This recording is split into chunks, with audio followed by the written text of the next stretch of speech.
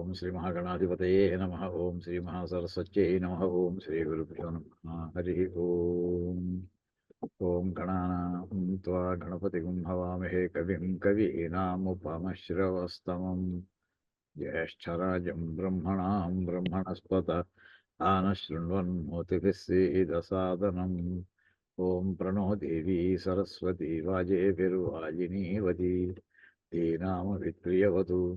ఓం నారాయణం పద్మభువం వసిష్ఠం శక్తిం చ తత్పుత్రపరాశరం చ వ్యాసం శుకం గౌడపదం మహాంతం గోవిందయోగీంద్రమథాస్య శిష్యం శ్రీశంకరాచార్యమథాస్య పద్మపాదం చ హస్తామలకం చ శిష్యం తం త్రోటకం వార్తికకారమన్యానస్మద్గురూన్ సంతతమానతోస్మి. శృతిస్మృతిపురాణానామాలయం కరుణాలయం నమామి భగవత్పాదం శంకరం లోకశంకరం. శంకరం శంకరాచార్యం కేశవం బాదరాయణం సూత్రభాష్యకృతౌ వందే భగవంతౌ పునః పునః. ఈశ్వరో గురురాత్మేతి మూర్తిభేద విభాగినే వ్యోమవద్వ్యాప్తదేహాయ దక్షిణామూర్తయే నమః. ఓం నమో బ్రహ్మాదిభ్యః బ్రహ్మ విద్యా సంప్రదాయకర్తృభ్యః వంశఋషిభ్యః మహద్భ్యః నమో గురుభ్యః. సర్వోపప్లవరహితః ప్రజ్ఞానఘనః ప్రత్యగర్థః బ్రహ్మైవాహమస్మి. ఓం గురుర్బ్రహ్మ గురుర్విష్ణుః గురుర్దేవో మహేశ్వరః గురుః సాక్షాత్ పరబ్రహ్మ తస్మై శ్రీ గురవే నమః.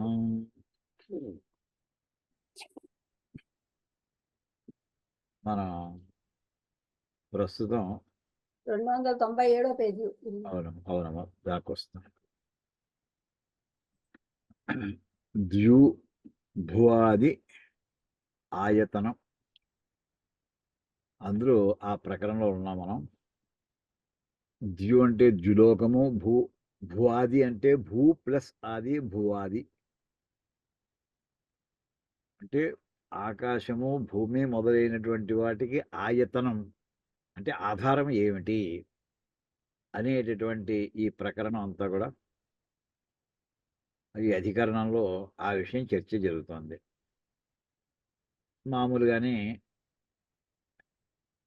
ఈ మంత్రాల్లో ఏదో ఒక మంత్రం, ఏదైనా ఒక మంత్రం సెలెక్ట్ చేసుకోవడం, ఆ మంత్రాన్ని బట్టి ఇందులో చెప్పబడినటువంటిది ప్రధానమైంది అంటే ద్యులోకానికి భూలోకానికి ఆధారమైనటువంటిది మనం ప్రధానం అనొచ్చునా, అంటే త్రిగుణాత్మిక అయినటువంటి శక్తి స్వరూపుడి ఆధారం అని చెప్పచ్చునా, లేక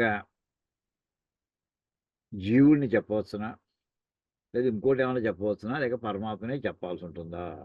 ఇది అందులో సంశయం. ఒక్కొక్కటి చెప్పుకుంటాం. అందులో సేతు అనే పదం ఉంది. ఆ సేతు అనే పదంతో సేతు యొక్క లక్షణం ఏమిటి అంటే అది పరమాత్మగా వర్ణించేటటువంటి పదంగా ఉండడానికి వీలు లేదు అని కొంతమంది అంటూ ఉంటారు. ఇంకేదంటే సేతు అనేవాడి ఒక బ్రిడ్జ్ అనేవాడి యువతల గట్టు నుంచి అవతల గట్టు అనే కాన్సెప్ట్ వస్తేనే మధ్యలో సేతు వస్తుంది కదా. అంచేత పరబ్రహ్మకి అవతల గట్టు అనేది ఏం లేదు కనుక ఆ మాట ఉండడం చేత ఇది పరమాత్మకి సంబంధించిన వాక్యం కాదు అనేటటువంటి ఒక పక్షం దాని మీద అంతా చెప్పుకుంటూ జరిగింది. అయితే చివరికి అక్కడ సేతు అనేటటువంటి మాట అమృతస్యైష సేతు అనే సేతు అంటే బ్రిడ్జి అనే అర్థం కాదయా. మొత్తం ఈ తమే అపర ఆహు తమే వైకం జానథ ఆత్మానం, దాన్నే తెలుసు, అదే ఆత్మగా తెలుసుకోండి. ఏకం ఒక్కటే ఉన్నది, ఆ ఒక్కదాన్ని ఆత్మగా తెలుసుకోండి. ఇది ఏతత్ సంకీర్తితం. ఆ ఒక్కటి ఏమిటనమాట అక్కడ ఆత్మజ్ఞానం అని అర్థం. ఇంకా ఇంకో మాట ఏతదో అన్యావాచో విముంచద, మిగతా మాటలని కట్టి పెట్టండి. సరిగ్గా ట్రాన్స్లేషన్ అండి. విముంచద అంటే విడిచిపెట్టండి, మిగతా మాట ఇంకా మాట్లాడద్దు. ఇంకా ఇది వాగ్ విమోచనం తదత్ర అమృతత్వ సాధనత్వాత్ అమృతస్యైష సేతు ఇది సేతు శృత్యా సంకీర్చితే.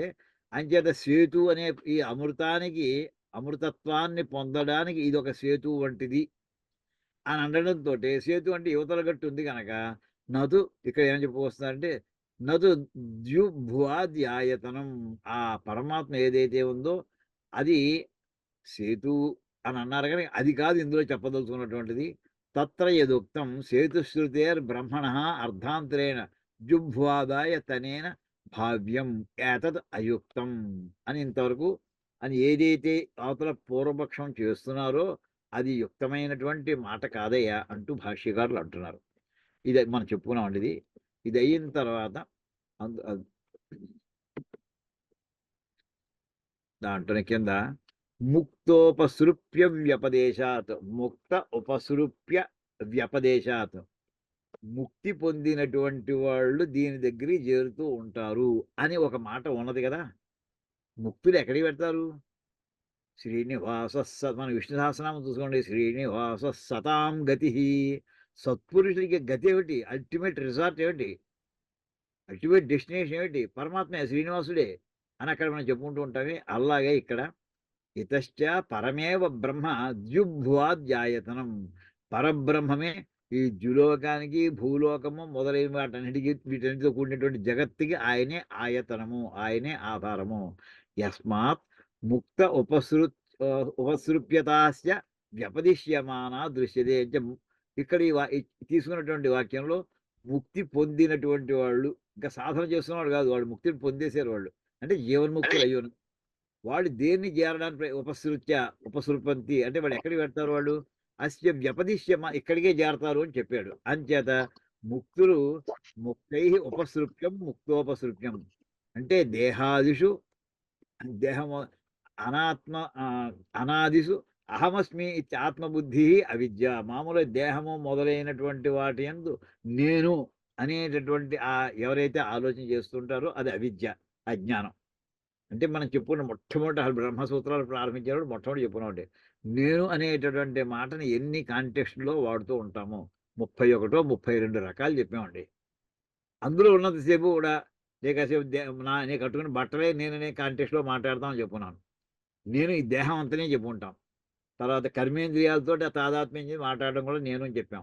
జ్ఞానేంద్రియాలతో చెప్పుకున్నాం. అలా అలా అలా మొత్తాన్ని ఎక్కడ చెప్పుకుంటామండి. తతః తత్పూజనాదౌ రాగ పరిభవాదో చ ద్వేష. ఆ దేహాన్ని ఎవరైతే సన్మానం చేస్తారో అప్పుడు మనకి రాగం కలుగుతుంది, వాళ్ళతో అభిమానం పెరుగుతుంది. లేక ఎవరైనా ఈ దేహాన్ని కనుక అవమానం చేస్తే వాళ్ళ మీద ద్వేషం కూడా వస్తుంది. తదు ఉచ్ఛేద దర్శనాత్ భయం. ఈ దేహం కాస్త పడిపోతుందేమో, దీనికైనా అపకారం జరుగుతుందేమో అనేటటువంటి పరిస్థితి వస్తే భయం ఏర్పడుతుంటుంది. మోహశ్చ ఇది ఏవం అయం అనంత భేద అనర్థవ్రాత సంతత సర్వేషాం నః ప్రత్యక్ష. ఈ దేహమును గురించినటువంటి ఈ మోహము ఇవన్నీ కూడా ఎన్ని రకాలుగా వస్తాయంటే అనంత రకాలు, అనంతమైనటువంటి భేదాలతో మన మీద ఆక్రమిస్తూ ఉంటుంది. అది అనర్థ వ్రాతము, అనేకమైనటువంటి అనర్థముల యొక్క సమూహం. అది ఇది అందరికీ ప్రత్యక్షమైంది. ఇది ఎవరు మళ్ళీ విడిగా నేను దాన్ని విడిగా చెప్పక్కర్లేదు అని అంటూ రాస్తున్నారు. తద్విపర్యయేణ అంటే మనకి అక్కడ సరిగ్గా భగవద్గీతలో 2వ అధ్యాయం ముందర మనకి 10వ శ్లోకం తర్వాత చెప్పుకున్నటువంటి భాష్యం అంటే నిన్న చెప్పుకున్నాం మనం. ఆ శోకమోహాలని చెప్పుకున్నామే.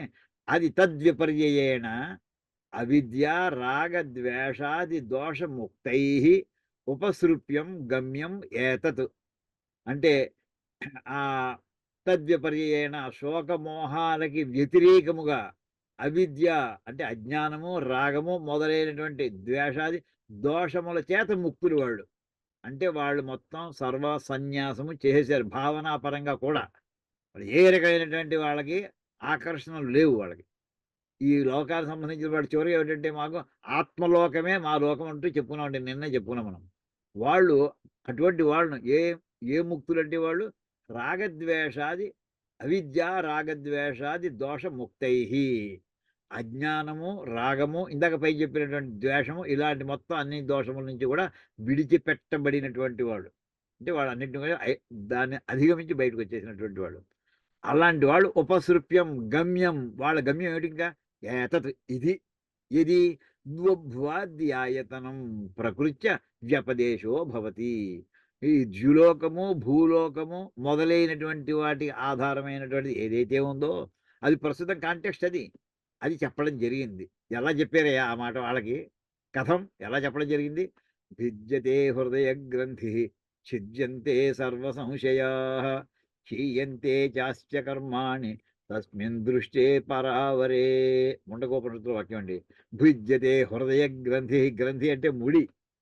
హృదయంలో ఉండేటటువంటి ఆ ముడి ఏదైతే ఉందో అది పగిలిపోతుంది, భేదించింది. ఛిద్యంతే సర్వ సంశయ, సమస్తమైనటువంటి సంశయాలు కూడా ఛేదించబడ్డాయి. క్షీయంతే చాస్య కర్మ, అస్య కర్మాణి క్షీయంతే. ఇతని అన్ని కర్మలు కూడా క్షీణతను పొంది, అంటే కర్మఫలాలన్నిటి నుంచి కూడా ముక్తుడైపోయాడు. ఎప్పుడు? తస్మిన్ దృష్టే పరావరే. ఆ పరమాత్మ అతను పరుడు, అవరుడు కూడా. మళ్ళీ అటువంటి సుబ్రహ్మణ్యం నాకు మెసేజ్ పెట్టాడు మళ్ళీ, మీరు విశాఖపట్నంలో, నేను మర్చిపోయాను. సుబ్రహ్మణ్యం తస్మిన్ దృష్టే పరావరే. అలాంటి ఆ పరమాత్మ యందు ఎప్పుడైతే పరమాత్మను దృష్టి, ఆత్మదర్శనం కలిగిన వెంటనే, బ్రహ్మ సాక్షాత్కారం కలిగిన వెంటనే ఇది జరిగేటటువంటి ఇవయ్య. ఇది ఎవరైనా ముక్తి పొందినటువంటి వాడు కోరుకునేటటువంటిది. ఇత్యుక్త్వా బ్రవీతి తథా విద్వాన్ నామరూపాద్విముక్తః పరాత్పరం పురుషం ఉపైతి దివ్యం. ఆ విధంగా విద్వాన్ అంటే అవిద్య నుంచి, అజ్ఞానము నుండి బయటపడినటువంటి వాడు, వాడు విద్వాంసుడు అంటారు. ఏదో 4 పుస్తకాలు చదువుకొని 3 పాఠాలు చెప్పేస్తే సరిపోదు. విద్వాన్ అలాంటి వాడు ఎలా ఉన్నాడు? నామరూపాద్ విముక్తః. ఈ ప్రపంచం అంటే ఏమిటి అని డిఫైన్ చేయమన్నారండి. నామరూపములతో కూడినది ప్రపంచం అన్నారండి. నామరూపాలతో కూడింది. ఏ వస్తువు చెప్పినా దానికి ఒక పేరు ఉంటుంది, ఆ ఆకారం దానికి ఒక ఆకారం ఉంటుంది, దానికి ఒక రూపం ఉంది, దానికి ఒక పేరు పెట్టాం. ఏ పేరు లేకపోతే ఇప్పుడు ఆకాశంలో అనంత కోటి నక్షత్రాలు ఉన్నాయండి. ఈ నక్షత్రాలు కూడా నెంబర్లు పెట్టేశారు మన వాళ్ళు. ఫలానా సెక్షన్లో ఇన్నో నెంబర్ అంటుంటారు వాళ్ళు. దానికి కూడా ఐడెంటిఫికేషన్. లేకపోతే ఎలా చెప్తుంది, వీడు చెప్తున్న నక్షత్రం, వాడు చూస్తున్న నక్షత్రం, వాడు ఎలా తెలుస్తుంది కాస్మాలజీ గురించి మాట్లాడేటప్పుడు. దాన్ని కూడా కోడిఫికేషన్ పెట్టేశారు వాళ్ళు. అలాగా అలాంటి ఏమి, ఏ రకమైనటువంటి దానికి వాడికి ఒక నామము లేదు, ఒక రూపము లేదు. అంటే ఈ ప్రపంచం యొక్క సాంగత్యం నుండి విముక్తి పొందినటువంటి వాడు. వాడు ఎప్పుడు అప్పుడు ఆ స్థాయికి వచ్చిన తర్వాత ఇందాక చెప్పినటువంటి చూడండి, అవి ఇక్కడ చూడండి, కర్సర్ చూపిస్తున్నాను. అవిద్యారాగద్వేషముల చేత ముక్తుడైనటువంటి వాడు చివరికి వాడు రూపం నుంచి విముక్తి పొందుతాడు.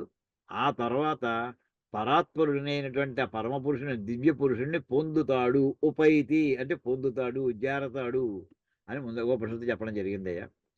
ఇది బ్రహ్మణశ్చ ముక్త ఉపసృత్యత్వం ప్రసిద్ధం శాస్త్రే. ఈ ముక్తులందరూ కూడా, జీవన్ముక్తులందరూ కూడా వాడు పరబ్రహ్మమును చేరెదరు అనేటటువంటి ఈ మాట చాలా ప్రసిద్ధమైనటువంటి శాస్త్రంలో. ఎక్కడుందా?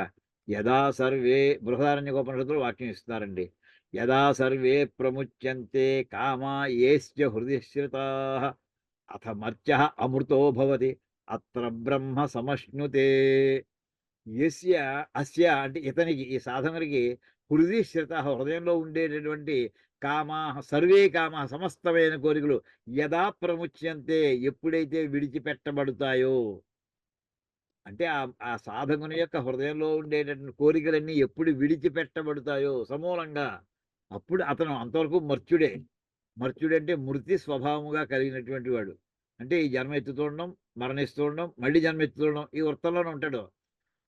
ఆ లక్షణం ఉన్నటువంటి వాడిని మర్త్యుడు అంటుంటారు. వాడు అమృత, వాడికి మరణం లేదయ్యా, అంటే మళ్ళీ పునర్జన్మ లేదు అని, అంటే మోక్షం పొందేది. అలాంటి వాడు ఎక్కడ? అత్ర బ్రహ్మ సమశ్నుతే. బ్రహ్మని వాడు అనుభవిస్తూ ఉంటాడయ్యా, పరబ్రహ్మని అందులో ఐక్యం అవుతాడయ్యా. ఇత్యేవం ఆదౌ, ఇంకా చాలా ఉన్నాయి ఇలాంటివి అని అని చెప్పి, అందుచేత ఇక్కడ వాక్యం అంతా కూడా పరబ్రహ్మని ఆయతనం. చివరికి చర్చ అంతా దేని మీదండి? ఆయతనం ఏమిటి? ఎవరికి? ఈ భూలోకానికి, ద్యులోకానికి ఆధారం ఎవరు అంటే, వీటితో కూడి జగత్తుకి ఆధారం ఎవరు అంటే పరబ్రహ్మము. అది సమరి. ప్రధానాదీనాంతు నా క్వచిన్ ముక్త ఉపసృప్యత్వం అస్తి ప్రసిద్ధం. ఇలాగ ప్రధానం దగ్గరికి మోక్షం కావాలని సాధన చేసినటువంటి వాళ్ళు అన్నీ విడిచిపెట్టి, అజ్ఞానాన్ని దాటేసి వాళ్ళు అక్కడ ప్రధానంలో చేరాలని వాళ్ళు కోరుకుంటున్నారు అనే మాట ఇక్కడ ప్రసిద్ధంగా ఎక్కడ లేదే. అపిచ తమేవైకం జానథ ఆత్మానం అన్యావాచో విముంచత అమృతస్యైష సేతు ఇది వాగ్విమోకపూర్వకం విజ్ఞేయత్వం ఇహ జుభ్వాధ్యాయతనస్య ఉచ్యతే. ద్యుభువాధ్యాయతనము అంటే ద్యులోకము, భువ అంటే భూలోకము, ఆది భూలోకం మొదలైనటువంటి వాటికి ఆయతనంగా చెప్తూ అది ఒక్కటే తెలుసుకోండి. తం ఏవ ఏకం జానథ ఆత్మానం. ఇంత ఈ వీటన్నిటికీ ఎవరయ్యా ఆధారం? ఎవరయ్యా? ఆత్మయే ఆధారము. అది అందరూ ఖచ్చితంగా తెలుసుకోండి. అది ఒక్కటే ఆధారము. 2 ఆధారాలు లేవు. కాసేపు ఇక్కడ ఇది మనకి రాష్ట్రపతి కొన్నాళ్ళు ఢిల్లీలోనో, కొన్నాళ్ళు హైదరాబాద్‌లోనో ఎక్కడో ఉంటా. ఇలాంటివేం లేవు. 2 ఆధారాలు లేదు. ఒకటే ఉంటాయి. ఒకటే ప్లేస్ ఆయనకి. ఏకం జానథ ఆత్మానం. ఒక్కటే. ఇంకా రాజీ ఫర్దర్ ఇంకా డిస్కషన్ వద్దు, డిబేట్ వద్దు. వేస్ట్ టైం వేస్ట్ అంతాను. అన్యావాచో విముంచథ. మిగతా మాటలన్నీ కట్టిపెట్టేయండి. అమృతస్యైష సేతు. అమృతత్వాన్ని పొందడానికి ఇదే మార్గం. అక్కడ సేతు అంటే బ్రిడ్జి. బ్రిడ్జి అంటే ఫిజికల్‌గా అయితే యువతల గట్టు, అవతల గట్టు, పరబ్రహ్మాను బ్రహ్మ గట్టు లేదు కదా! ఈ మాటలన్నీ వద్దు. అంటే అమృతత్వాన్ని పొందడానికి ఇదొక్కటే మార్గము. ఈ పరబ్రహ్మమును చేరుటయే ముక్తులందరూ కూడా కోరుకునేటి. తచ్చ శృత్యంతరే బ్రహ్మణః దృష్టం. ఈ పరబ్రహ్మము గురించి ఇంకో శృతిలో కూడా ఇలా చెప్పడం జరిగిందయ్యా. తమేవ ధీరో విజ్ఞాయ ప్రజ్ఞాం కుర్వీత బ్రాహ్మణః నానుధ్యాయాద్ బహూన్ శబ్దాన్ వాచో విగ్లాపనం హితతు ఇతి. తమేవ ధీరః విజ్ఞాయ ప్రజ్ఞాం కుర్వీత బ్రాహ్మణః. బ్రాహ్మణః అంటే బ్రాహ్మణుడు అంటే ఏమిటంటే బ్రహ్మమునందే మనస్సును ఆధారము చేసినటువంటి వాడు. పరబ్రహ్మమునందు మనస్సుని లగ్నము చేసినటువంటి వాడు. వాడు బ్రాహ్మణుడు అంటే. ఏదో జన్మ చేత మనకేదో ఉపనయనం అవ్వడం చేత, యజ్ఞోపేతం వేసుకోవడం చేత బ్రాహ్మణత్వం అది కాదండి బ్రాహ్మణత్వం అంటే ఇక్కడ. బృహదారణ్యకోపనిషత్తులో చెప్తున్నది. పరబ్రహ్మమైనందు ఎవరైతే మనస్సును ఆధారం చేశాడో, మనస్సును లగ్నం చేశాడు. ఆధారం చేయుట అంటే లగ్నం చేయుట. తమేవ ధీరః విజ్ఞాయ. దాన్నే ధీరుడు. ధీరుడంటే మాట ఏమిటంటే ధైర్యవంతుడిని. ధైర్యం ఏంటి ఇక్కడ? వేదాంతం చెబుతూ ధైర్యం ఏంటండి అసల? ఏంటంటే దానికి చెప్తారండి. కాళిదాసు చెప్తాడు కుమార సంభవంలో. వికారహేతౌ సతి విక్రియంతే యేషాం న చేతాంసి తయేవ ధీరాః అంటాడండి. ధీరుడంటే ఎవడంటే మనస్సుకి వికారాన్ని కలిగించే వస్తువులు ఎదురుగుండా ఉన్నా సరే, ఎవరి మనస్సు వికారాన్ని చెందదో వాడు ధైర్యవంతుడయ్యా అని చెప్తాడండి. కాళిదాసు చెప్తాడు. అలాగా మనస్సు వికారం చెందేటటువంటి అనేకం ఉన్నాయి మనకి. అన్నీ ఆకర్షణే ప్రపంచంలో. ఏది ఆకర్షణ కాదసల. ఒక వస్తువు చూస్తే అబ్బా! ఇది చాలా బాగుంది. మనం ఉంటే బాగుండు. వెంటనే మన ఇంట్లో పెట్టుకోవడం చోటుందా లేదా? ఇంక తర్వాత విషయం. ముందు ఉంటే బాగుండు. కొన్నాక మళ్ళీ వచ్చిన తర్వాత మన దాని మీద విరక్తే వస్తుంది. అబ్బా! ఇవన్నీ ఎక్కడ పెట్టుకోవాలిరా ఇంటికి పట్టుకొచ్చాక.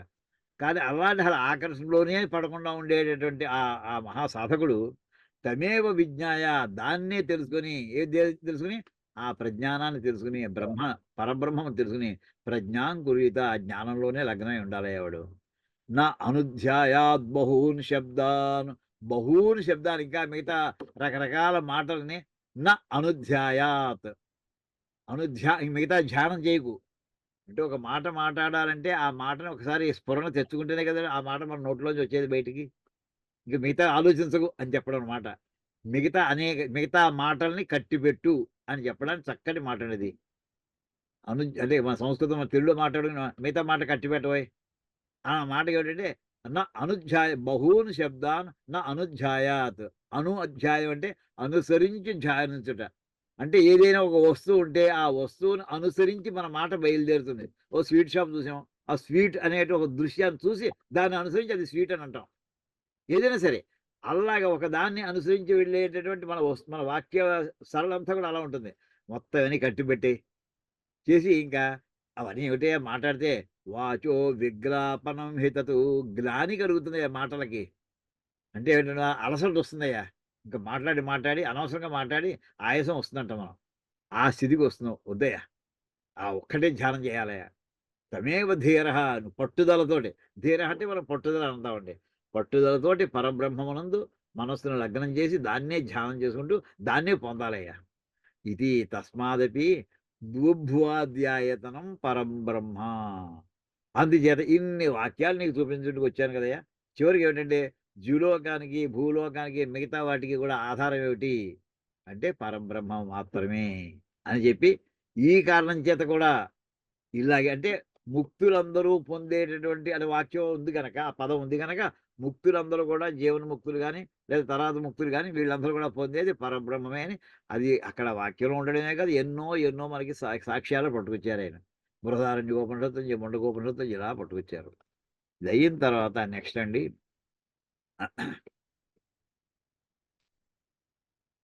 ఇంకో సూత్రం. నానుమానం అతశబ్దాత్. తర్వాత సూత్రం ఇందులోనే ఈ జుంభువాధ్యాయతంలోనే ఇంకా వదిలిపెట్టలేదండి ఇంకా దాన్ని ఎంత సాగదీస్తున్నారో ఆర్గ్యుమెంట్ని అవతలవాడి కౌంటర్కి అంటే ఒకటి వేళ్లతో సహా పెకలించాలి అవతలవాళ్ళ అనుమానాలని. ఇక్కడ పదవిభాగం అంటే నా అనుమానం అతశబ్దాత్. అతశబ్దం అనే పదం వాడుతున్నారండి ఇక్కడ. శబ్దం పదం విన్నాం, తచ్చబ్దం పదం విన్నాం, అతశబ్దం మామూలుగా మనం ఎప్పుడు వినమండి. అది పదం వాడారండి. ఇక దాని విషయాలు చూద్దాం ఇక్కడ. యథా బ్రహ్మణః ప్రతిపాదకः వైశేషికः హేతురుక్తः నైవం అర్థాంతరస్య వైశేషికో హేతుః ప్రతిపాదకः అస్తి ఇత్యాహ నానుమానికం సాంఖ్య స్మృతి కల్పితం ప్రధానం ఇహ ద్యుభ్వాధ్యాయతనేన ప్రతిపత్తవ్యం.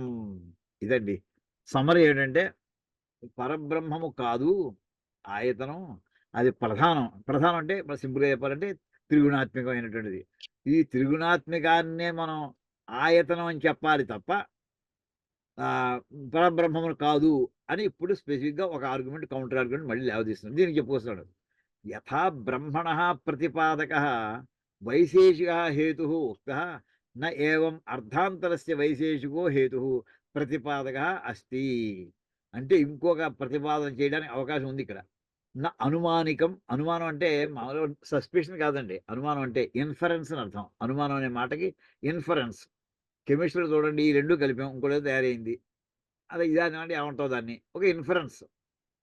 ఆక్సైడ్ ఉండాలి లేదా ఇంకోటి ఏదో క్లోరైడ్ ఉండాలి సంథింగ్ అని చెప్తూ ఉంటాం. అలాగే ఇక్కడ నా అనుమానికం సాంఖ్యస్మృతి కల్పితం ప్రధానం జుభ్వాధ్యాయతనత్వేన ప్రతిపత్తవ్యం.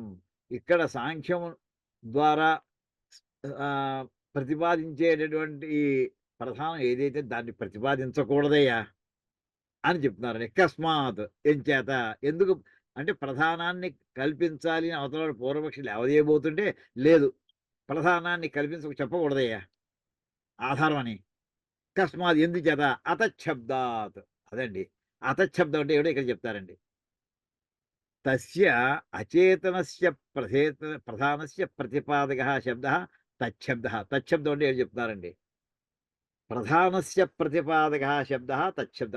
ప్రధానమును ప్రతిపాదన చేసేటటువంటి శబ్దము అది తచ్చబ్దం. ప్రధానం అంటే త్రిగుణాలకు సంబంధించినటువంటి విషయాన్ని ప్రతిపాదించేటువంటి శబ్దం. అది ఎటువంటిది? అది అయితే ప్రధానం ఎటువంటిదయ్యా?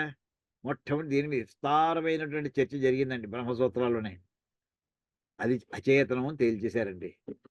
నేచర్ అని ఏదైతే అంటామో ఈ నేచరు అది స్వతహా చైతన్యవంతమైందా కాదా? కాదు. ఆ పరమాత్మ తన చైతన్యాన్ని దాంట్లో ప్రవేశపెట్టాక అది చైతన్యవంతమైంది.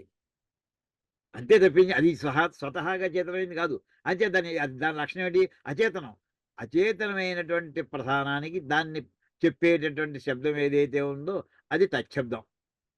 నా తచ్చబ్ద అతశబ్ద. అంచేత ప్రధానానికి సంబంధించిన శబ్దము కానటువంటిది ప్రధానం కాదు.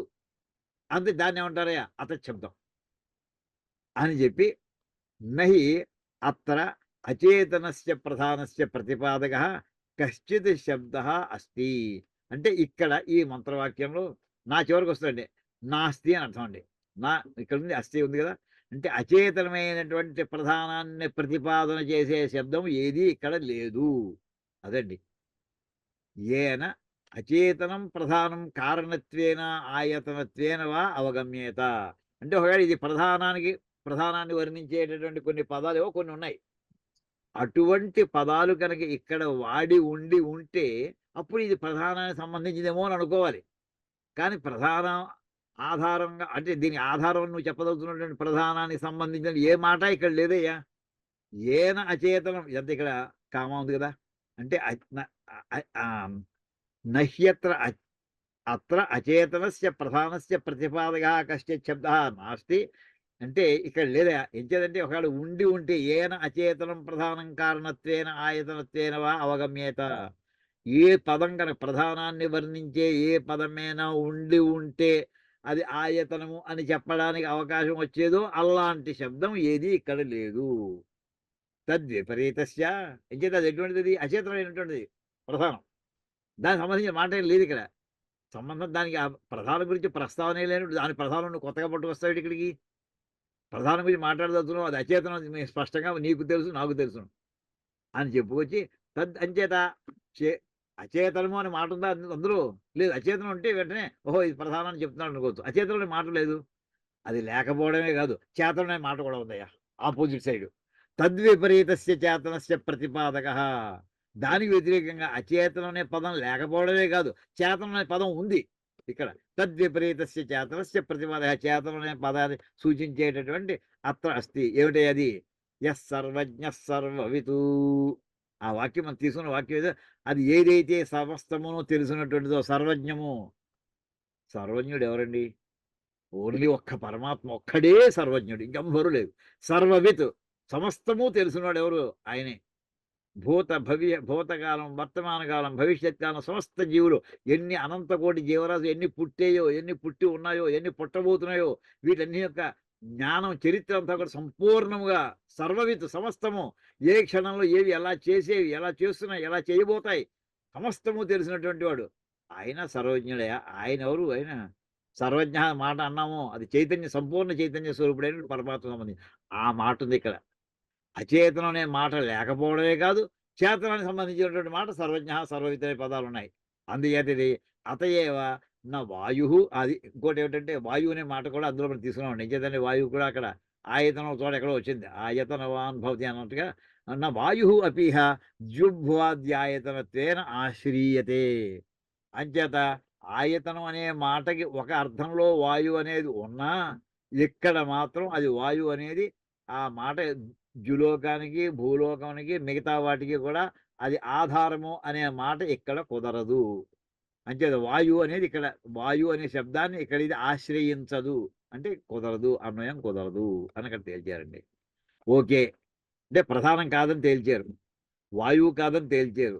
జీవుడు అనుకొచ్చా పోనీ, నేను చైతన్యం ఉన్నాడు, జీవుడి చైతన్యం ఉంది కదా అంటే దానికి లిమిటేషన్ చెప్తున్నారండి. ప్రాణభృత్య నెక్స్ట్ సూత్రం యద్యపి ప్రాణభృత విజ్ఞానాత్మన ఆత్మత్వం చేతనత్వం చ సంభవతి తథాపి ఉపాధి పరిచ్ఛిన్న జ్ఞానస్య సర్వజ్ఞత్వాద్యసంభవే సతి అస్మాదేవ అతశబ్దాత్ ప్రాణభృతపి నద్యుభ్వాద్యాయతనత్వేన ఆశ్రయితవ్యః. జీవుడిని కూడా చెప్పడానికి వీలు లేదయ్యా.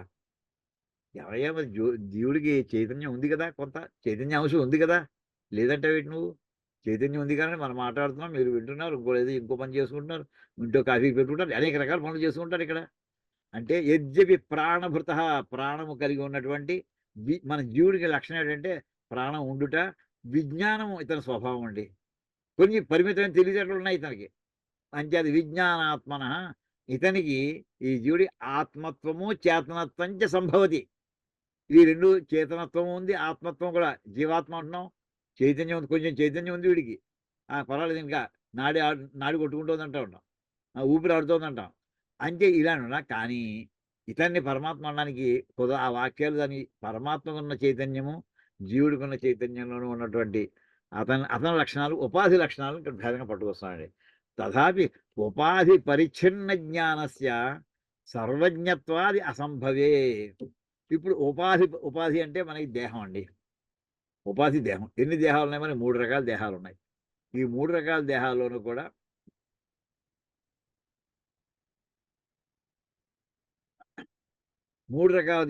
కూడా ఇక్కడ అంటే స్థూల దేహము, సూక్ష్మదేహము, కారణదేహము.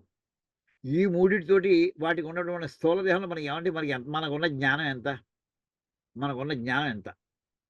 అది ఉపాధితోటి అతి పరిమితమైనటువంటిది. మా మాస్టర్ ఒక ఆయన, ఒరే మొత్తం బీఎస్సీ ఫైనల్ ఇయర్ చదువుతా, ఒరే నీకు వచ్చిన చదువు చిన్న స్లిప్ మీద రాసేవారు, ఇంకా ఖాళీ మిగిలిపోతుంది ఇవారు. ఆయన బీఎస్సీ దాకా చదివిన చదువు అంతా కలిపి లిస్ట్ కింద రాయడం ప్రారంభిస్తే చిన్న స్లిప్ మీద రాస్తే స్లిప్లో ఖాళీ మిగిలిపోతున్నాడు అంటే నీకు తెలిసిన అంత తక్కువ అని చెప్పడం అండి.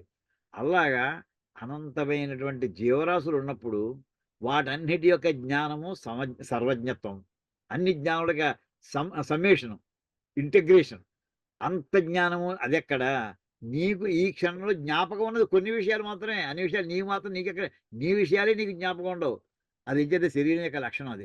అది ఉపాధి పరిచ్ఛిన్నం. ఉపాధి అంటే నీ దేహం యొక్క లక్షణం ఏంటంటే ఈ క్షణంలో రిఫరెన్స్ వస్తున్నాడు, 4-5 రోజుల నుంచి వచ్చిన నీ స్నేహితుల లిస్టే నీకు తెలియదు. ఎంతమందినో కలిసి ఉంటావు. నీ టీచర్ల పేరు జ్ఞాపకం లేవు. నువ్వు చదివిన ఏ ఏ ఊరు తిరిగావో నీకు తెలీదు. ఎంతమంది దేవుళ్ళ దర్శనాలకు వెళ్ళావో నీకు తెలీదు. ఏమిటి మాట్లాడుతున్నావు అసలు? ఉపాధి పరిచ్ఛిన్న జ్ఞానం అది. ఉపాధి చేత లిమిట్ పరిచ్ఛిన్నం అంటే డిలిమిటెడ్. అతి పరిమితమైనటువంటి జ్ఞానం కలిగినటువంటి మనం ఎక్కడ? జీవుడు ఎక్కడ? సర్వజ్ఞత్వం ఎక్కడ? ఆ సర్వజ్ఞత్వం దీనికి ఉందని చెప్తామా? అసంభవం అది. అంటే సర్వజ్ఞత్వాది. సర్వజ్ఞత్వం ఒకటే కాదు. అలాంటి ఇంకా కొన్ని లక్షణాలు ఉన్నాయి. సర్వవిత్వం అన్నీ తెలిసి ఉండడం. ఆది అసంభవే. అవన్నీ అసంభవం అవుతుండగా ఈ జీవుడే ఆధారం ఎలా చెప్తావయ్యా నువ్వు? అస్మాత్ ఏవ అతశబ్దాత్. అతశబ్దం అంటే దానికి సంబంధించింది.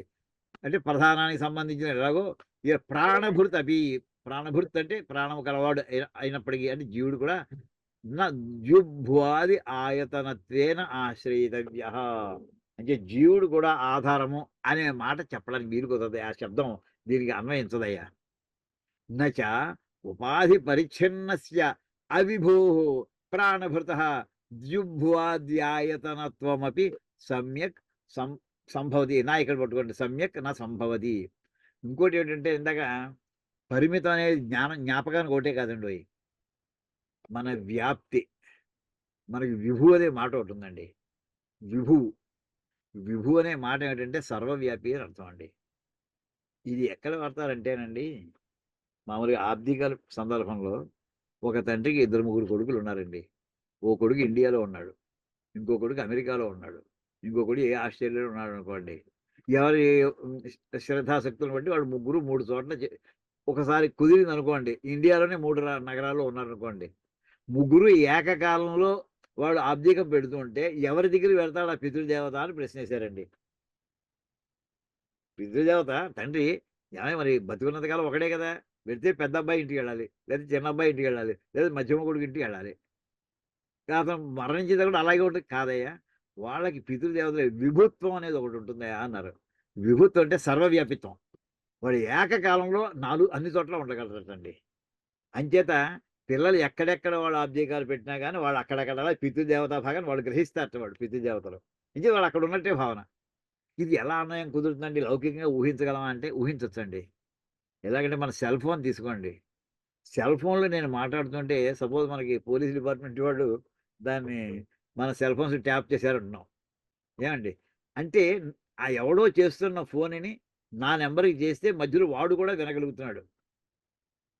అంటే ఏమైందండి, ఆ సెల్ ఫోన్ అవతల ఎవరైతే సోర్స్ ఎక్కడైతే స్టార్ట్ అయిందో వాక్యము అది నా దగ్గరికి వస్తుంది. విశ్వం అంతా కూడా అమెరికాలో పెట్టినా ట్యాప్ చేసి అక్కడ అది ఎక్కువ పెట్టి వాడు వినొచ్చు. అక్కడ ఆస్ట్రేలియాలో వినొచ్చు, అంటార్కిటికాలో వినొచ్చు, ఆర్కిటికాలో వినొచ్చు, ఎక్కడైనా వినొచ్చండి. ఏకకాలంలో వాడు మాట్లాడుతుంటే చాలు, సెల్ ఫోన్లో మాట్లాడుతుంటే చాలు మొత్తం విశ్వం అంతా వ్యాపిస్తుండండి.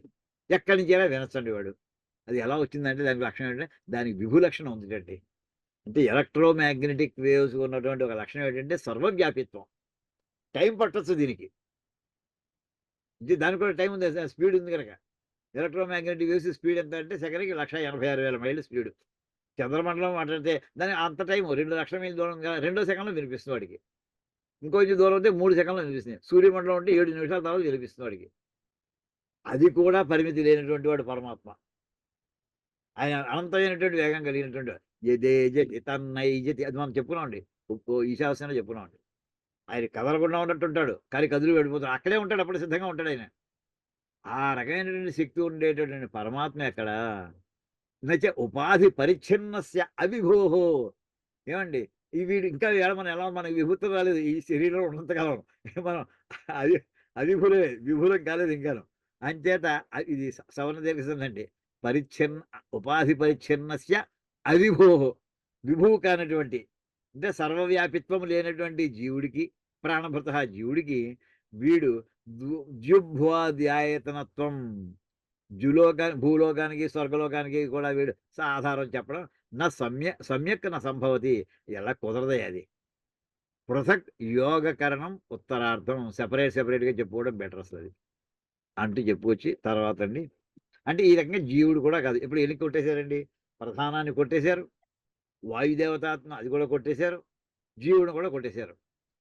అయితే ఇక్కడ మళ్ళీ ఇంకా దాన్ని వదిలిపెట్టలేదు. ఇంకా దాంట్లో ఇంకా అంతరార్థాలు ఇంకా చాలా ఉన్నాయి, విశ్లేషణ చేయవలసింది. అంటే మళ్ళీ ఇంకో కుతశ్చన ప్రాణభృద్యుభ్వాధ్యాయతనత్వేన ఆశ్రయితవ్య. ఏమయ్యా ఎందుకు కదయ్యా జీవుడు? అంటే ప్రాణభృతు ప్రాణం కలిగినటువంటి జీవుడు జుభ్వాది ఆయతనత్వేన ద్యులోకానికి భూలోకానికి మొదలైనటువంటి ఆశ్రయితవ్యుడు. అంటే వీడు ఆధారం అనేటువంటి మాట అర్హుడైన అర్హతని ఎందుకు లేదంటావు నువ్వు? కుతశ్చ అంటే కారణం ఏంటంటే అబ్బాయి సూత్రం అండి. భేద వ్యపదేశాత్ భేదాన్ని చెప్పడం జరిగింది. వ్యపదేశం అంటే చెప్పుట అని అర్థం అండి. భేద వ్యపదేశాత్ భేదాన్ని చెప్పడం జరిగిందయ్యా. ఏం భేదం చెప్పిందండి? భేదశ్చ భేద వ్యపదేశశ్చ ఇహ భవతి.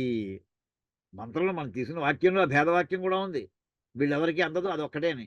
ఏముంది అక్కడ? తమేవైకం జానథ ఆత్మానం ఇది జ్ఞేయ జ్ఞాతృభావేన. ఇక్కడ జానథ అంటే తెలుసుకోండి. తెలుసుకోండి అంటే తెలుసుకోవలసింది ఒకటి, తెలుసుకునేవాడు ఒకడు. రెండున్నారు. తెలుసుకునేవాడు ఒకడు ఉండాలి. వీడికి ఏదో తెలుసుకుందామని ఆలోచన కలిగింది. ఏం తెలుసుకోవాలి అని అక్కడ విభజన జరిగింది. ఏం తెలుసుకోవాలో అనేది ఒక పార్టు, తెలుసుకునేటటువంటి వాడు ఇంకొక పార్టు. అంటే ఇది జ్ఞేయము తెలుసుకోవలసినటువంటిది, జ్ఞాతృ అంటే తెలుసుకునేటటువంటి వాడు జ్ఞాత అనమాట. వాడి యొక్క భావన. ఈ రకంగా అక్కడ భేదం ఉందా లేదా? ముందర మొట్టమొదటిది తత్ర ప్రాణభృత తావతు ముముక్షుత్వాత్ జ్ఞాత. ఈ జీవుడు ఎటువంటి వాడు? వీడు మంచి మంచి బుద్ధిమంతుడు, మంచి మంచి బాలుడు, ఉదయమే సద్దనం తిన్నట్టుగా ఇతను నాకు మోక్షం కావాలి అని కోరుకుంటున్నాడు. ఈ జీవుడు మనలాంటి వాడు. అలాంటి వాడిని ఏమంటారయ్యా ఈ కేటగిరీలో? జ్ఞేయమా జ్ఞాత? వాడు జ్ఞాత. అంచేత తత్ర ప్రాణభృత్తావతు ముముక్షుత్వాత్ జ్ఞాత. వాడు మోక్షాన్ని కోరుకునేటటువంటి జీవుడు అయ్యి ఉంటే, అంటే వాడు మోక్షాన్ని కోరుకుంటున్నాడు కనుక అందాం, ఇంకా అనుమానం లేదనుకుందాం. కానీ ఎంతమంది ఉన్నారు ఈవేళ ప్రపంచంలో 600 కోట్ల జనాభా అంటే మోక్షం కావాలనుకోండి ఎంతమంది ఉంటారండి? బ్రహ్మసూత్ర భాష్యం పాఠం చెప్పుకునే వాళ్ళు ఎంతమంది ఉంటారండి ఏకకాలంలో? లేదా ఈవేళ బ్రహ్మసూత్రం ప్రపంచం అంతా కలిసి ఎంతమంది చదువుతుంటారు? 1000 మంది చదువుతారా? అంతకంటే అంత 1000 మంది చాలా పెద్ద నెంబర్ అసలు. అంత వీళ్ళందరినీ ఏమందాం? జ్ఞాతలు అందాం. తత్ర ప్రాణభృత్తావత్ ముముక్షత్వ 600 కోట్లు 700 కోట్లలో 1000 మంది లెక్కేస్తున్నామండి. వీళ్ళంతా కూడా ఏ కేటగిరీ వస్తే మోక్షం కావాలని కోరుకునేవాళ్ళు అనుకుందాం. వీళ్ళు జ్ఞాతల కింద వస్తారు వీళ్ళు. పరిశేషాత్ ఇంకా అయితే పరిశేష న్యాయం ఏంటంటే ఆత్మశబ్దవాచ్యం బ్రహ్మజ్ఞేయం. వీడు జ్ఞాత జ్ఞేయములు రెండిట్లో జ్ఞాత ఎవడో తేలిపోయింది జీవులని. మరి ఇంక మిగిలిపోయింది ఏమిటి? అజ్ఞేయం. అది ఎవరయ్యా? తెలుసుకోవాల్సిన ఏమిటి? పరబ్రహ్మమే. పరిశేషాత్ దీనికి పరిశేష న్యాయం అని ఒకటి ఉందండి. ఓ సంతర్పణలో అందరూ వరుసగా భోజనాలు కూర్చున్నట్ట. కూర్చుంటే కౌండిన్యాయ తక్రమం అని అన్నట్టండి. కౌండిన్య గోత్రీయుడికి వాడికి మజ్జిగ వేయండి అని అన్నట్ట. అంటే మిగతా వాళ్ళకి మజ్జిగ లేదు ఆవేళ. అంచేత కౌండిన్య గోత్రీయుడు ఎవరో ఉన్నాడు, వాడికి మాత్రం మానేయకుస్మా. వాడికి ఏదో కారణం ఉంది. వాడు వైద్యుని మొత్తం అంటే కూర్చున్న వాడు కౌండిన్యుడు ఒకడు ఉన్నాడు, కౌండిన్య గోత్రీయుడు. అలాగే తక్రమ అన్నట్టండి. మిగతా వాళ్ళని ఏమంటారు? దాన్ని పరిశేష న్యాయం ఉంటారు. అంటే మిగిలిన వాడు అని చెప్పడానికండి. అంటే పరిశేష న్యాయం చేత ఆత్మశబ్ద వాక్యాలు జ్ఞేయం అనేది ఏదైతే ఉందో అది ఆత్మ అనేటటువంటి శబ్దము చేత చెప్పబడేటటువంటి బ్రహ్మమే జ్ఞేయమయ్యా ఇక్కడ. అది చేత జీవుడు ఎలాగా కాదు గనక జుభ్వాధ్యాయతనం ఇది గమ్యతే. ఆ పరబ్రహ్మమే ఆధారము అని ఈ జగత్తంతకి అదే ఆధారం చెప్పుకోవాలి. నా ప్రాణభృత్ జీవుడు మాత్రం కాదు. ఈ రకమైన ఏ ఆర్గ్యుమెంట్ది? ఇది భేదం ఉంది కనుక. ఏమిటా భేదము? జ్ఞానము జ్ఞేయము అనే జ్ఞాత జ్ఞేయం అనేటటువంటి క్లాసిఫికేషన్ ఉంది కనుక జీవుడు ఎప్పుడు కూడా వీడికున్న పరిమితులతో వీడి జ్ఞాతే అవుతాడు కనుక అంటే మిగిలిపోయే జ్ఞానం కాస్త పరమాత్మే అవుతుంది అని ఆ రకంగా చెప్పొచ్చారండి. తర్వాత కుతశ్చ నా ప్రాణభృత్ జుభ్వాధ్యాయతనత్వే మళ్ళీ మళ్ళీ అదే క్వశ్చన్ అండి. అంటే ఇంకో మనసులో ఇంకోటి ఏదో ఉంది, ఇంకో కారణం కూడా చెప్పొచ్చయ్యా అని. ఏంటంటే ప్రకరణాత్. ప్రకరణం అంటే కాంటెక్స్ట్ అండి. ప్రకరణం అనే మాట ఎక్కడ వాడతారు చేశారండి? మామూలుగా మీమాంసలో దానికి డెఫినేషన్ ఇచ్చారండి. ఉభయాకాంక్ష ప్రకరణం అని మాట ఉందండి. ఉభయాకాంక్ష ప్రకరణం అంటే ఇద్దరు ఉన్నప్పుడు మ్యూచువల్ రిక్వైర్మెంట్ ఈజ్ కాల్డ్ ప్రకరణం అండి. మ్యూచువల్ రిక్వైర్మెంట్ ఇంగ్లీష్లో చెప్తే ట్రాన్స్లేట్ చేస్తే ఎలాగంటే ఒకడు ఈ ఉదాహరణ చాలాసార్లు చెప్తుంటారు. అదే ఉదాహరణ చెప్పిన ఉదాహరణ మళ్ళీ చెప్పడం తప్పేం లేదండి. శాస్త్రస్య జామితా నా శాస్త్రానికి విసుగు లేదండి, అర్థమయ్యేదా చెప్పాలన్నారు. అలాగా మ్యూచువల్ రిక్వైర్మెంట్ అంటే ఏమిటి? మనకి ఎక్కడో ఆటోలో వెళ్ళాల్సి ఉందండి.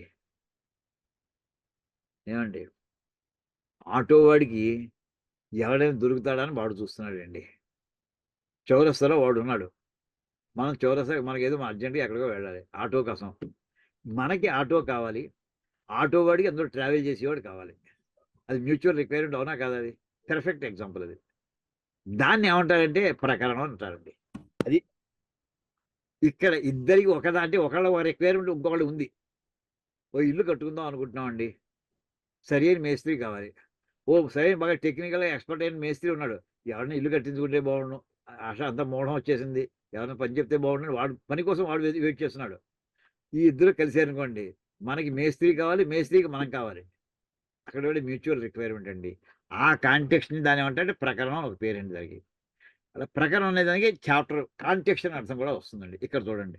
ప్రకరణంచ ఇదం పరమాత్మనః కస్మిన్ భగవో విజ్ఞాతే సర్వమిదం విజ్ఞాతం భవతి ఇతి ఏక విజ్ఞానేన సర్వ విజ్ఞాన అపేక్షణాత్.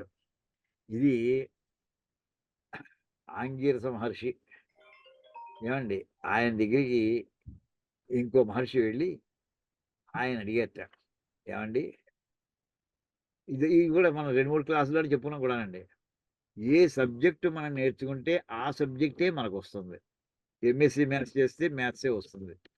ఏమండి ఎంఏ ఎకనామిక్స్ చేస్తే ఎకనామిక్సే వస్తుంది. మ్యాథ్స్ రాదు. బోటనీ చదివితే బోటనీయే వస్తుంది. ఎకనామిక్స్ రాదు, ఇంకోటి రాదు. కానీ ఆయన అడుగుతున్నాడండి ఇలాగా ఏమయ్యా కర్మ పూర్వమేమో ఇంత సబ్జెక్ట్ ఉందయ్యా మనది చిన్న విషయమా? ఎంత లిటరేచర్ ఇచ్చారండి మనకి అసలు పరమేశ్వరుడు. మనకి ఎంత లిటరేచర్ ఇచ్చారో తెలుసునండి. మనకి చిన్న ఎగ్జాంపుల్ చెప్పాలి అసలు మీకు. అది ఒకసారి చదివితే ఆశ్చర్యం వేస్తుంది. ఇక్కడే ఉందేమో చూసి ఆ వాక్యం చదివి వినిపిస్తానండి. ఇంకేదంటే ఇది టూ ఎక్స్టెన్సివ్ అయిపోయిందండి మన ఇండియన్ లిటరేచర్. పర్టికులర్‌గా మన సనాతన ధర్మంలోని వాంగ్మయం టూ ఎక్స్టెన్సివ్. అది అయిపోయాడు పిచ్చెక్కిపోతుంది అసల. ఎవరు చదవగలరు అసలు ఇంత? ఆ మాట జస్ట్ మీకు వాకి తెప్పిస్తాను. పుస్తకం తెప్పి చదువుతానండి. అది మనకి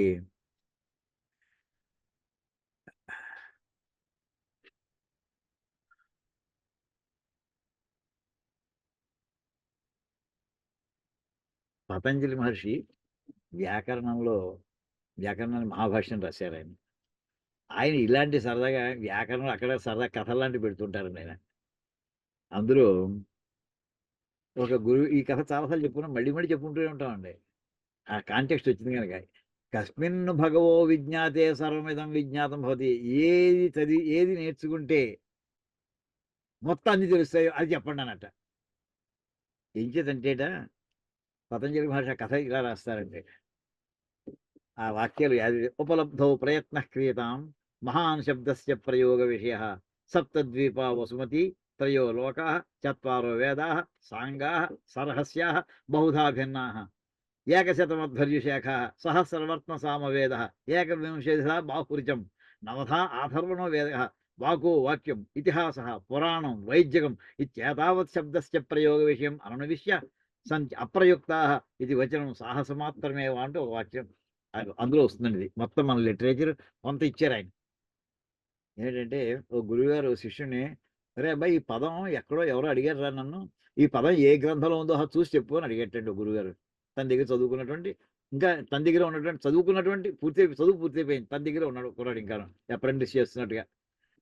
ఆ కుర్రాడు అంటే ఈ కుర్రాడు 3-4 రోజులు మొత్తం తన దగ్గర ఉన్న గ్రంథాలన్నీ తను ఎన్ని చదువుకున్నా అన్నీ కూడా తిరగేసి చూసి వెళ్ళి గురుగారు ఈ పదాన్ని ఎవరు ఎక్కడ వాడలేదండి అన్నట్ట. అంటే ఏ పుస్తకం దొరకలేదు అతనికి. ఆ చెప్పడానికి ఎలా చెప్పాడంటే ఇది ఎవరు వాడలేదండి అని అన్నట్ట. వాడుంటే ఏదో పుస్తకం దొరకాలి కదా! అనేప్పుడు ఆయన కోపం వచ్చింది. ఎవడినవురా నువ్వు? ఇలాగైనా చెప్పడం సమాధానం? దొరికిదా ఉపలబ్ధో ప్రయత్న క్రితాం. నిన్ను వెతకమని చెప్పాను.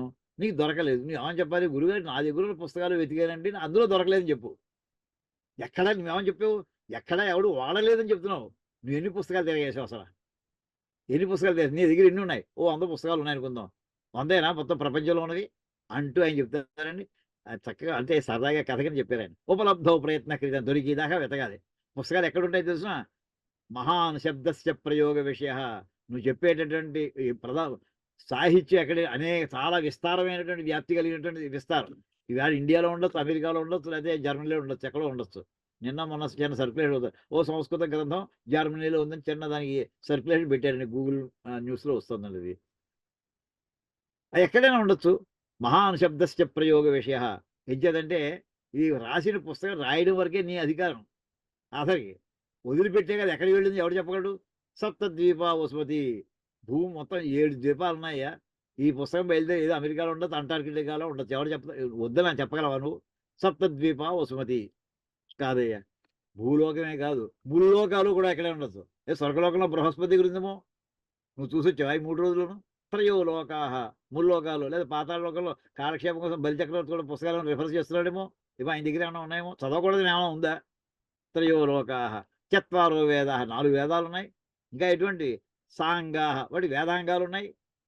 అంటే మనం ఇందులో చెప్తున్నాం ఏంటంటే ఎంత లిటరేచర్ ఉందో చెప్తున్నారని. కథ కాదండి ఇక్కడ మనం తీసుకొస్తుంది. చత్వారో వేదాహ 4 వేదాలు, సాంగాహ మొత్తం వేదాంగాలన్నీ ఉన్నాయి, 6 శాస్త్రాలు. తర్వాత రహస్యాహ రహస్యం అంటే ఉపనిషత్తులు అండి. రహస్యాహ రహస్య ఉపనిషత్తులు ఉన్నాయి. తర్వాత బహుధా భిన్న ఎన్నో రకాలు, కొన్ని వందల రకాలు ఉన్నాయి. తర్వాత ఏకశత ఇందులో ఎన్నేసి రకాలు ఉన్నాయి చూసినా 4 వేదాలు అంటే 4 పుస్తకాలు అనుకోకు. ఒక్కొక్కటి ఏకశతమధ్వర్య శాఖ యజుర్వేదం కాస్త 101 శాఖలు ఉన్నాయి. సహస్రవర్త్న సామవేద సామవేదానికి 1000 శాఖలు ఉన్నాయి. ఏకవింశేష బాహుర్జం ఋగ్వేదానికి 21 శాఖలు ఉన్నాయి. నవథ ఆధర్వణో వేద అధర్వ వేదానికి 9 శాఖలు ఉన్నాయి. ఇవన్నీ తిరగేసేటప్పుడే ఈ 3 రోజుల్లోనూ అంటూ ఇంకా అవ్వలేదండి. వాకో ఇది కాకుండా వాకో మోనోగ్రాఫ్స్ కొంతమంది మహానుభావులు వాళ్ళు ఏదో ఒక టాపిక్ మీద పుస్తకం రాసేసి పక్కన పెట్టేస్తారు వాళ్ళు. అవన్నీ తిరిగేసావా? ఇతిహాస రామాయణం ఉంది, భారతం ఉంది, ఇంకా ఎన్నో ఉండుంటాయి. కాశ్మీర్ రాజ్య చరిత్ర ఎన్నున్నాయో కథలు, ఇతిహాసాలు. ఇది కాకుండా పురాణాలు, అష్టాదశ పురాణాలు, అష్టాదశ ఉపపురాణాలు. ఇది కాకుండా వైద్య గ్రంథాలు. ఏతావత్ శబ్దస్య ప్రయోగ విషయం. ఇంత విషయం ఇంత విస్తారంగా ఎక్కడైనా ఉండవలసినటువంటి అవకాశం ఉన్నప్పుడు నువ్వేమన్నావు?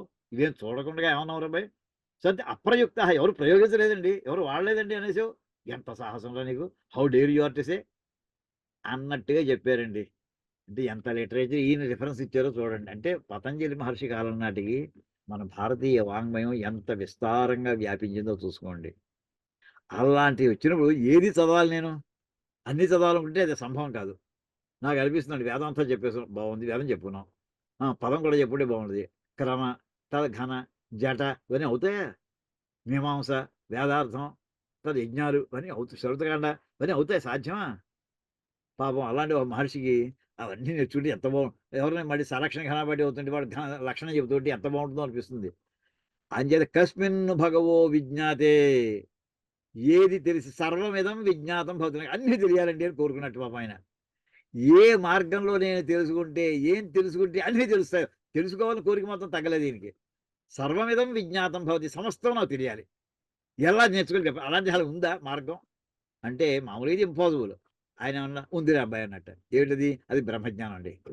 బ్రహ్మజ్ఞానానికి ఆయన పొందితే సమస్త జ్ఞానాలు వాడికి అవలోడనం అయిపోతాయట. ఇది ఏక విజ్ఞానేన సర్వ విజ్ఞాన అపేక్షణాత్ ఇక్కడ రాశాడండి. ఏక విజ్ఞానేన ఆ ఒక్కటి తెలుసుకోవడం చేత సర్వ విజ్ఞాన అపేక్షణాత్ సమస్తమైనటువంటి జ్ఞానములు అది లభించలేదు సూచించడం జరిగింది. అది ఏమిటది? పరమాత్మని సర్వాత్మకి విజ్ఞాతే ఆ సర్వాత్మకుడైనటువంటి పరమాత్మ కనుక తెలిస్తే సర్వమిదం విజ్ఞాతం స్యాత్ సమస్త జ్ఞానాలు కలుగుతాయి నీకు. నా కేవలే ప్రాణభృతి ఈ జీవుడి గురించి వాడికి సాధ్యమైంది. ఓ జీవుడిని నేను ఆరాధన చేస్తూ కూర్చున్నాను అనుకోండి, ఈ సమస్త విజ్ఞానం వస్తుందా? అసంభవం కదూ అని చెప్పి అంటే ప్రకరణాత్ ఈ కాంటెక్స్ట్ వల్ల కూడా అంటే తెలుసుకుందామని కోరుకున్నా కానీ ఒక్క మార్గము బ్రహ్మజ్ఞానము, బ్రహ్మ సాక్షాత్కారము, పరమేశ్వర అనుగ్రహము తప్ప ఇంకొక మార్గము లేదు అని చెప్పి ఇక్కడ కూడా ఆ రకంగా కూడా జీవుడి వల్ల సాధ్యం కాదయ్యా. జీవుడిని ఇక్కడ ఇది ఆధారం జూలోకానికి, భూలోకానికి మొదలైన వాటి కూడినటువంటి జగత్తుకి ఆధారం జీవుడనే మాట కుదరదయ్యా అని చెప్పి ఈ ప్రకరణం వల్ల కూడా ఇలా చెప్పుకుంటూ వచ్చారండి. ఇంకా వదిలిపెట్టలేదండి. ఇంకో ఆర్గ్యుమెంట్ చెప్పాలి. కుతశ్చన ప్రాణభృద్యుభ్వాధ్యాయతనత్వేన ఆశ్రయితవ్య అంటే అదే మాట. అంటే ప్రాణభృత్ అంటే జీవుడండి. ఈ జీవుడు ఇంకా ఎందుకు కాదంటావు అంటే స్థితి అదనాభ్యాం స్థితి అదనము దానివల్ల కూడా అతను జీవుడికి అర్హత లేదయ్యా. ఏమిటది? జుభ్వాధ్యాయతనం ప్రకృత్య ద్వాసుపర్ణా సయుజా సఖాయ ఇత్యత్ర స్థితి అదనే నిర్దిశ్యేతే తయోరన్య పిప్పలం స్వాద్వత్తి ఇది కర్మఫల అశనం అనశ్నన్నన్యో అభిజాగశీతి ఇది ఔదాసీన్యేన అవస్థానంచ. మనకి ముండకోపనిషత్తులో వాక్యం అండి. ద్వాసుపర్ణ 2 పక్షులు ఉన్నాయి ఒక చెట్టు మీద. సయుజ కలిసే ఉంటున్నాయి 2 కూడాను. సఖాయౌ సఖా అంటే 2 కూడా స్నేహంతో ఉన్నాయి, దెబ్బలాడుకోవట్లేదు, అన్యోన్యత ఉంది వాటికి.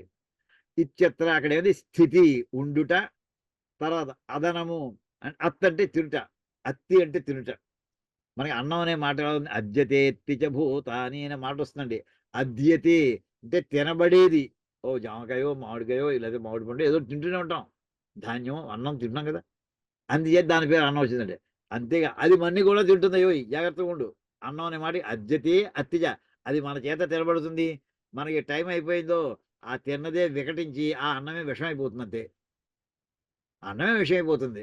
అది అది అప్పుడు అది ఆ అన్నం మన్ని తింటుందని అర్థం. అలా ఉండేటి ఇక్కడ అదనము ఉండుట తినుట అనేటటువంటి ఒక కారణం ఉందయ్యా. ఈ కారణం చేత కూడా జీవుడు ఇక్కడ ఈ లోకాలన్నిటి జగత్తుకి ఆశ్రయభూతుడు కాదు అని చెప్పడానికి ఇక్కడ వాక్యం చెప్తారు. ఇత్యత్ర ఈ ద్వాసుపర్ణ అనేటటువంటి ఈ సుపర్ణ సూక్తంలో వచ్చే ఈ వాక్యంలో స్థితి అదనే నిర్దిశ్యేతే, ద్వివచనం అండి ఇది.